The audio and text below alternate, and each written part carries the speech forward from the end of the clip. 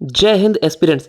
आप सभी का एग्जाम लाइट में स्वागत है। ये हमारा पॉलिटी का लेक्चर नंबर 2 होने वाला है, जिसमें आज हम प्रियम्बल और शेड्यूल्स के बारे में समझेंगे। ये वीडियो हिंदी मीडियम और इंग्लिश मीडियम दोनों के लिए होने वाला है। नोट्स हमारे आपको बाइलिंगुअल फॉर्म में मिलेंगी, तो आपको बिल्कुल भी घबराना नहीं है। चलिए वीडियो को स्टार्ट करते हैं। ठीक है, सबसे पहले हम प्रस्तावना का अर्थ समझते हैं, यानी कि प्रियम्बल का मतलब क्या होता है। जैसे आप कोई भी किताब पढ़ते हैं तो किताब का जो पहला पन्ना होता है उसमें उसमें प्रस्तावना दी रहती है, यानी कि ये किताब किस चीज़ के बारे में है। तो यही प्रस्तावना हमारी जो भारतीय संविधान की प्रस्तावना है उसमें भी यही चीज़ दिया है कि हमारा संविधान किस चीज़ के बारे में है। ठीक है, हमारे संविधान में आपको क्या क्या मिलेगा, तो यही हमारे प्रियम्बल में दिया गया है। देखिए, प्रियम्बल इज़ द इंट्रोडक्टरी, यानी कि हमारे संविधान का ये क्या है, इंट्रोडक्शन है। और देखिए, प्रियम्बल का जो आइडिया है उसे हमने यूएसए से लिया है, ये बात भी आप ध्यान में रखेंगे। अब आइए नेक्स्ट स्लाइड में हम आपको पूरे अच्छे तरीके से पहले आइए हम आपको प्रियम्बल दिखाते हैं, एग्जैक्ट प्रियम्बल जो भारतीय संविधान में है। ये है इंग्लिश मीडियम वाले के लिए, आप लोग रीड कर लीजिएगा। इंग्लिश मीडियम वालों वीडियो को पॉज करके, यही we the people of India, यही है आपकी क्या, प्रियम्बल इंग्लिश में जो है। और इसे आप अच्छे से नोट डाउन कर लीजिएगा। उसके बाद हम इसको डिटेल में भी आने वाले स्लाइड में समझेंगे। हिंदी मीडियम वालों के लिए ये है प्रियम्बल, प्रस्तावना। ठीक है, आप इसको पॉज करके रीड कर लीजिएगा। अब आइए एक एक शब्द जो भी आपने ऊपर पढ़ा प्रस्तावना में, उसे हम एक एक शब्द को अच्छे से समझते हैं। तो हमारा जो संविधान है उसमें संविधान की को शक्ति हम भारत के लोगों से प्राप्त होती है। इसका मतलब क्या हुआ कि जो हमारा संविधान है उसका सबसे प्रमुख हिस्सा कौन है, हम भारत के लोग, क्योंकि हमारे लिए ही तो यह संविधान है। अभी तक हम लोग क्या था, इससे पहले हम मतलब संविधान को बनने से पहले हम गुलाम थे। किसके गुलाम थे, अंग्रेजों के। लेकिन जब हमारा संविधान बना तो अब इसमें सबसे पावरफुल कौन है, हम भारत के लोग, क्योंकि हम ही सरकार बनाते हैं। हमारे पास इलेक्शन की क्या है, पावर है, राइट है। ठीक है, अब आइए प्रस्तावना के उद्देश्य, यानी किस हमारे संविधान यानी प्रस्तावना जो है किस उसका उद्देश्य क्या है। जस्टिस यानी कि न्याय, लिबर्टी यानी कि स्वतंत्रता, इक्वलिटी यानी कि समानता, फ्रेटर्निटी यानी कि भाईचारा, ये हमारे क्या है, प्रस्तावना के उद्देश्य हैं। क्योंकि इतना बड़ा देश है हमारा, अब हमें आज़ादी मिली है तो किस लिए आज़ादी मिली है, कि हमारे लिए सामान्य रूप से न्याय हो, हमारी सभी सामान्य रूप से स्वतंत्रता की हमें आज़ादी मिले। ठीक है, इक्वलिटी हमें है, किस चीज़ के लिए इक्वलिटी है, हमारी समानता है हर एक चीज़ में। आइए इसको हम डीप में समझते हैं एक एक शब्द के बारे में। और इसमें एक चीज़ और दिया गया है, India is declared as sovereign socialist secular democratic republic, यानी कि भारतीय राज्य की प्रकृति क्या है। भारतीय राज्य की प्रकृति मतलब जो हमारा पूरा भारत है उसकी प्रकृति तो क्या है, सोवरिन है, यानी कि संप्रभुत्व है। सोशलिस्ट, इसका अर्थ क्या होता है, संप्रभुत्व का मतलब कि हमारा भारत पूर्ण रूप से आज़ाद है, अपने निर्णय स्वयं ले सकता है, किसी देश पर अब वो बाध्य नहीं है। ठीक है, सोशलिस्ट यानी कि सरकार जितने भी नियम बनाएगी वो सभी व्यक्ति के हित में ही होगा, अपने प्रॉफिट के लिए सरकार कोई नियम नहीं बना सकती। अमेरिका में क्या है, कैपिटलिस्ट है। ये इकोनॉमी में हम समझेंगे सोशलिस्ट क्या होता है, कैपिटलिस्ट क्या होता है। वहाँ पर कंपनी अपने फायदे के लिए सब कुछ होता है। ठीक है, कंपनी के फायदे के लिए। सेकुलर, धर्मनिरपेक्ष, यानी यहाँ के सभी धर्म एक रूप से बराबर है, मतलब सरकार किसी एक धर्म को प्रचार नहीं कर सकती। जैसे पाकिस्तान में सिर्फ इस्लाम का होता है, अरब में आप चले जाइए वो इस्लामिक स्टेट्स है, लेकिन इंडिया क्या है, सेकुलर है। ठीक है, यहाँ सभी धर्म बराबर हैं। ये सेकुलर तो आप लोगों ने रील में काफ़ी सुना होगा। डेमोक्रेटिक यानी कि यहाँ पर इलेक्शन होता है जनता के द्वारा। रिपब्लिक यानी कि जो हमारे यहाँ जो देश का सबसे बड़ा मुखिया कौन होता है, प्रेसिडेंट, हमारे राष्ट्रपति। सॉरी, मैं प्रेसिडेंट का हिंदी में सोच रहा था, राष्ट्रपति। तो राष्ट्रपति हमारे यहाँ किसके, लोगों के द्वारा चुने जाते हैं, इनडायरेक्टली। पहले डायरेक्टली नहीं चुने जाते, हम सबसे पहले क्या करते हैं, एमपी यानी कि जो हमारे सांसद होते हैं और विधायक होते हैं उन्हें हम चुनते हैं, और वो हमारे राष्ट्रपति को चुनते हैं। यानी कि राजा का बेटा राजा, ये वाला सिस्टम नहीं है। अब हमारे यहाँ का जो मुखिया होगा यानी कि राष्ट्रपति, वो भी हमारे द्वारा ही चुना जाएगा। तो ये सारे हमारे संविधान के क्या है, उद्देश्य हैं। अब हम आपको आगे आने वाले स्लाइड में एक एक शब्द का अर्थ समझाएंगे। यही सोवरिन, सोवरिन माने कि संपूर्ण प्रभुत्व संपन्न, यानी इसका क्या अर्थ हुआ कि भारत किसी बाहरी शक्ति के अधीन नहीं है, भारत अपने आप में क्या है, संपूर्ण प्रभुत्व संपन्न, यानी सोवरिन है। ठीक है, सोशलिस्ट, अभी इसको क्या है, ये जो 42वें संविधान, इसको थोड़ा मैं आपको अच्छे से समझा देता हूँ। हमारे प्रियम्बल में, प्रस्तावना में एक अमेंडमेंट हुआ था, कौन सा, 42वां संविधानिक संशोधन। जो बच्चे पार्टी पहले से पढ़ चुके हैं कहीं और से, उन्हें तो सब पता होगा, जो पहली बार पढ़ रहे हैं उन्हें समझना होगा। सबसे पहले संविधानिक संशोधन क्या होता है, जैसे संविधान में कोई बदलाव करना होता है, कुछ जोड़ना होता है, तो उसी चेंज को हम लोग संशोधन बोलते हैं। ठीक है, उसको हम आने वाले समय में डिटेल में समझेंगे। मतलब आने वाले लेक्चर्स में। तो वही 42वां यानी कि 42वें संवैधानिक संशोधन में 1976 में प्रियम्बल में 3 नए शब्द जोड़े गए थे, सोशलिस्ट, सेकुलर, इंटीग्रिटी। तो वही इसमें दिया गया है। सोशलिस्ट का अर्थ मैंने आपको बताया ना कि ऐसे कोई नियम नहीं बना सकता जिससे खुद के प्रॉफिट में, जो भी नियम बनेंगे लोगों की भलाई के लिए बनेंगे, यही अर्थ होता है सोशलिस्ट का। सेकुलर यानी कि धर्मनिरपेक्ष, डेमोक्रेटिक उसका भी अर्थ मैंने बताया कि सरकार जनता द्वारा स्वतंत्र और निष्पक्ष चुनाव के माध्यम से चुनी जाती है, इसे आप समझेंगे, ठीक है। डेमोक्रेटिक का अर्थ यही होता है। रिपब्लिक राज्य का जो प्रमुख होता है निर्वाचित होता है, वंशानुगत नहीं होता है। इसका मतलब क्या होगा कि जो हमारे यहाँ का अभी जो मैंने पहले आपको बताया कि जो प्रेसिडेंट होते हैं वो इलेक्टेड होते हैं। ऐसा नहीं कि प्रेसिडेंट का बेटा ही प्रेसिडेंट बन जाएगा, लेकिन ये सिस्टम हमारे यहाँ नहीं है, ठीक है।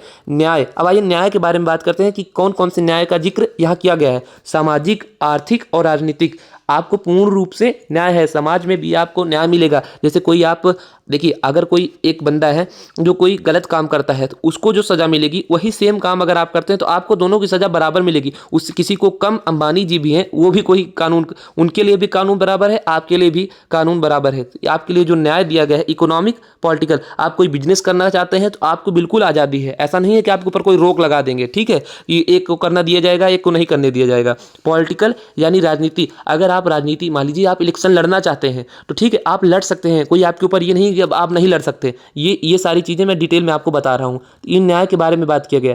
अब लिबर्टी, स्वतंत्रता, किस चीज़ की स्वतंत्रता? थॉट की, यानी विचार की। आप किसी भी विचार को समर्थन कर सकते हैं, आपकी स्वतंत्रता है। बस हाँ एक बात रहे, देश के खिलाफ कुछ नहीं होना चाहिए। एक्सप्रेशन, आप हाथ जोड़ के प्रणाम करें चाहे दुआ करें, उसमें आपको कोई रोक टोक नहीं है। बिलीफ, फेथ, यानी आप किसी भी वर्शिप, माने किसी भी भगवान को मान सकते हैं, किसी पर भी विश्वास कर सकते हैं, ठीक है। आपको कोई ज़बरदस्ती किसी के द्वारा फोर्स नहीं किया जाएगा। Equality of status and opportunity, यानी सरकार द्वारा अगर कोई नौकरी आती है तो वो सबके लिए आएगी, जितनी भी अपॉर्चुनिटी रहेगी वो सबके लिए ही रहेगी। फ्रेटर्निटी यानी कि बंधुत्व, यानी इतना बड़ा हमारा देश है, पूरा भारत इतना बड़ा देश है, उसमें भाईचारों को बनाने के लिए और सबका सम्मान करने के लिए, यानी सबके गरिमा का महत्व दिया जाता है। अमीरी गरीबी इसमें नहीं आती है कि आप कोई गरीब है तो उसको आप सबके सामने अपमानित कर सकते हैं, नहीं है, इसमें बात की गई है। और इंटीग्रिटी यानी कि अखंडता की, यही तो भारत की सबसे बड़ी खासियत है कि इतना बड़ा देश है उसके बावजूद भी देखिए कितना अच्छे से सब कुछ यहाँ सिस्टम चलता है, बहुत अच्छा है। ऐसे ही इसीलिए हमारा संविधान भी बना है और यही हमारे लोगों की भी खासियत है। चाहे हम लोग आपस में कितना भी करें, लेकिन जहाँ कोई बात आती है हम सब एक हो जाते हैं, ठीक है। डेट ऑफ अडॉप्शन, अब ये दिया गया है कि कब संविधान को और ये हमारा क्या प्रियम्बल को अडॉप्ट किया गया, कब किया गया? 26 नवंबर 1949 को, ठीक है। और लागू कब हुआ? 26 जनवरी 1950 को, ठीक है। ये डेट आप अच्छे से याद रखेंगे। अब आइए कुछ केसों को समझते हैं। केस मतलब कि जो हमारा प्रियम्बल है उससे रिलेटेड कुछ घटना हुई, ये देखिए एग्जाम में बहुत आता है। तो सबसे पहले हुआ 1960 में बेरूबारी यूनियन केस। इसमें क्या कहा गया, सुप्रीम कोर्ट जो होती है वही डिसीजन लेती है। तो उसने क्या डिसीजन लिया है कि प्रियम्बल संविधान का हिस्सा नहीं है, इसलिए प्रियम्बल में कोई भी बदलाव नहीं किया जा सकता, यानी कि कोई भी अमेंडमेंट नहीं किया जा सकता। किसमें बोला? बेरूबारी यूनियन केस में। और फिर एक हुआ 1973 में केशवानंद भारती केस। इसमें क्या कहा गया कि हाँ प्रियम्बल को चेंज किया जा सकता है, ये भारतीय संविधान का पार्ट है, लेकिन इसे ऐसा बदलाव नहीं किया जा सकता जिससे पूरा संविधान का बेसिक स्ट्रक्चर ही खराब हो जाए, ठीक है। तो अब ये जो केस हैं, ये दोनों केस आपको अच्छे से याद रखने हैं, ठीक है। अब हम नेक्स्ट स्लाइड में समझेंगे कि हाँ यही जो मैंने आपको स्टार्टिंग में बताया क्या था कि प्रियम्बल में मैंने बताया था कि प्रियम्बल में कौन कौन से अमेंडमेंट हुए थे संविधान में, मतलब प्रियम्बल में कौन कौन से संशोधन हुए थे। एक ही संशोधन हुआ था, कब हुआ था? 42वां संवैधानिक संशोधन 1976 में। उसमें क्या क्या जोड़ा गया था? सोशलिस्ट, सेकुलर, इंटीग्रिटी, ये 3 शब्द जोड़े गए थे। हिंदी मीडियम वाले भी देख लें, समाजवादी, पंथ निरपेक्ष और अखंडता। ये पेपर में बहुत ज़्यादा पूछा जाता है, ठीक है। जो पेपर देते रहते हैं मतलब वो पुराने स्टूडेंट हैं उनको तो पता ही होगा इसका क्या महत्व है, और जो नए स्टूडेंट हैं उसको अच्छे से आप लिख करके याद कर लेंगे, ठीक है। अब आइए हम अनुसूचियों के बारे में पढ़ते हैं कि सबसे पहले आइए अनुसूचियों का मतलब समझते हैं, इसका अर्थ क्या होता है अनुसूचियों का मतलब। अनुसूचियों का देखिए, हमारे अनुसूचियाँ कुछ ऐसे एडिशनल टॉपिक्स हैं जो हमारे आर्टिकल्स, यानी कि कितने आर्टिकल्स हैं हमारे संविधान में, कितने अनुच्छेद है? 395, ठीक है। अभी नहीं, मतलब जब बना था तो इसको हम इतना ही मानते हैं अभी, ठीक है। मान लीजिए अभी तो हो गए लगभग 425 के करीब, तो उसमें ये बातें नहीं है, ये बातें एडिशनल हैं, वो अलग से लिखी हुई है संविधान के पीछे, ठीक है। तो सबसे पहली अनुसूची क्या है? इसमें हम बात करते हैं भारत में जितने भी स्टेट हैं और यूनियन टेरिटरीज यानी कि केंद्र शासित प्रदेश, उनका केंद्र शासित प्रदेश उनका नाम दिया गया है। ठीक है, पहले शेड्यूल में। दूसरे शेड्यूल में क्या दिया गया है? Salary allowances. किसकी सैलरी? हमारे जो प्रेसिडेंट हो गए, वाइस प्रेसिडेंट हो गए, इन सब की सैलरी का जिक्र किया गया है। ठीक है, और तीसरे शेड्यूल में क्या किया गया है, मतलब क्या दिया गया है उसको देखिए हम समझते हैं। तीसरे शेड्यूल में दिया गया है ओथ और अफर्मेशन के बारे में, यानी कि शपथ के बारे में। जैसे हमारे जो एमपी हो गए, एमएलए हो गए, एक सेकंड स्लाइड चेंज नहीं हो पा रही, हाँ, एमपी हो गए, एमएलए हो गए, उन सब के शपथ के बारे में तीसरे अनुसूची में दिया गया है। ठीक है, इनमें संवैधानिक पदाधिकारियों के लिए शपथ या प्रतिज्ञा के प्रारूप दिए गए हैं। मेरी हिंदी प्लीज़ माफ़ करेंगे, मैं हिंदी कम रीड कर पाता हूँ। तो चतुर्थ अनुसूची में क्या है, इसमें दिया गया है कि इट प्रोवाइड फॉर ऑल, जो राज्यसभा होती है, राज्यसभा लोकसभा, अगर आपको पता है तो आप अच्छी बात है, नहीं पता है तो आने वाले लेक्चर्स में हम समझेंगे। उसमें सीट के बारे में इसमें दिया गया है चौथी अनुसूची में। पांचवी में क्या दिया गया है कि शेड्यूल एरियाज के बारे में दिया गया, शेड्यूल ट्राइब, ये जैसे SC ST जो हो गया, उनके कंट्रोल के बारे में पांचवी अनुसूची में दिया गया है। सिक्स्थ शेड्यूल में क्या दिया गया है?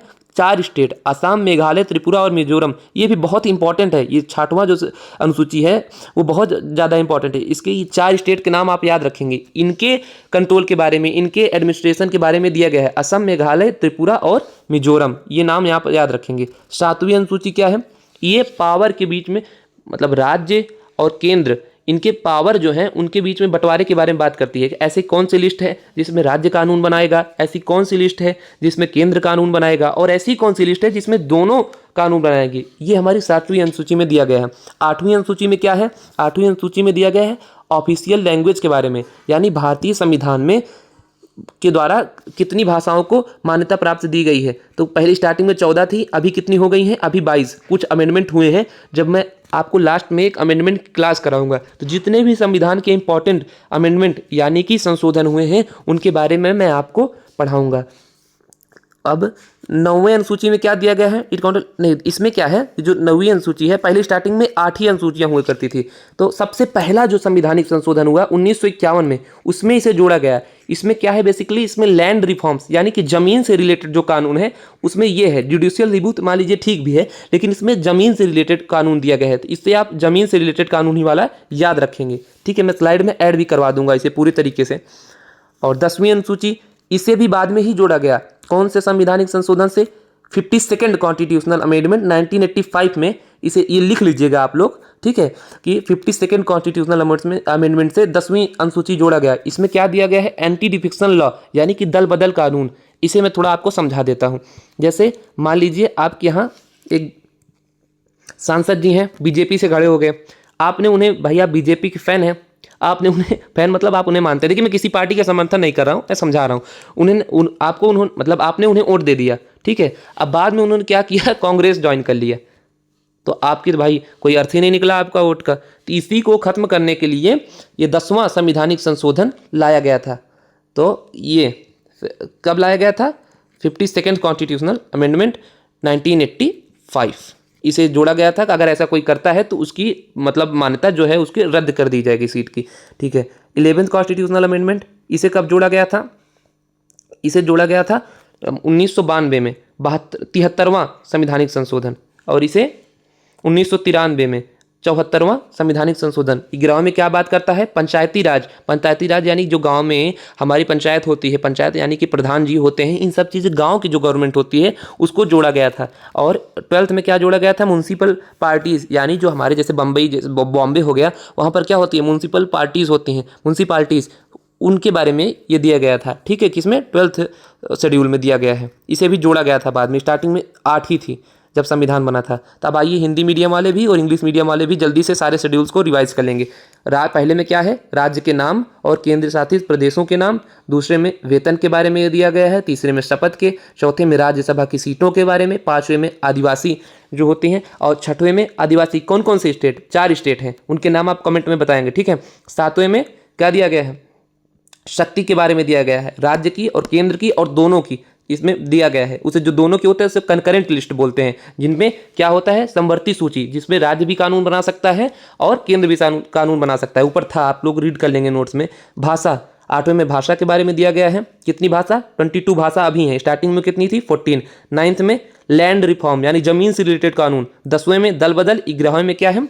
11 में है म्युनिसिपल, नहीं 11 में है पंचायत, और 12वें में क्या है, नगर पालिका। इसे आप हिंदी मीडियम वाले और इंग्लिश मीडियम वाले के लिए ठीक है, टीयर्स ऑफ ओल्ड पीएम।